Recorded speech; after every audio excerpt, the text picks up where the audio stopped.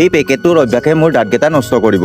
আজি খুব গৰম, বাহিৰলৈ নাযাওঁ, গতিকে আমি থকা ঠাইডোখৰ আজি আপোনালোককো দেখুৱাওঁ। চাৰিওফালে এটা ধুনীয়া পৰিৱেশ, দেখিলেই মনটো ভাল লাগি যায়। কাষতে লাগি আছে খ্ৰীষ্টান জনগোষ্ঠীৰ এটা গীৰ্জাঘৰ। চাৰিওফালে কেৱল সেউজীয়া, পাহাৰৰ আচল সৌন্দৰ্য ক'বলৈ গ'লে প্ৰকৃতিৰ গছ-গছনিবিলাকেই হয়। আৰু এইটো দাদাই নতুনকৈ ঘৰ বনাইছে। একচুৱেলি ছোৱালী থকা হোষ্টেল বনাব এইটো।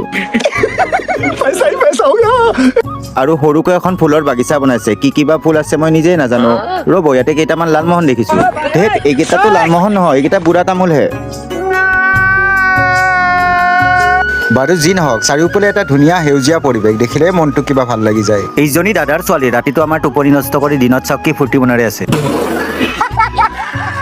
ইহঁতৰে ভাল, পৃথিৱীৰ নানান টেনচনে বৰ্তমান সিহঁতক আগুৰিব পৰা নাই। তাৰ পিছতে চাবলৈ আহিলো দাদাৰ ঘৰটো। কমপ্লিটে হৈছে, অলপ অলপ কাম বাকী আছে। চাওকচোন কি ধুনীয়া লাগিছে। মই বা কোনদিনাখন এনেকা ঘৰ এটা বনাব পাৰিম।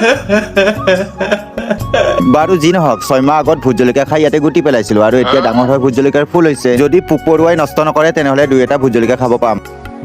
কিন্তু ৰ'ব, এই ভাত কেৰেলাটো দেখাই নাছিলো, গছতে পকি গ'ল। খাবলৈ ভাগ্যত লিখাই নাছিল চাগে।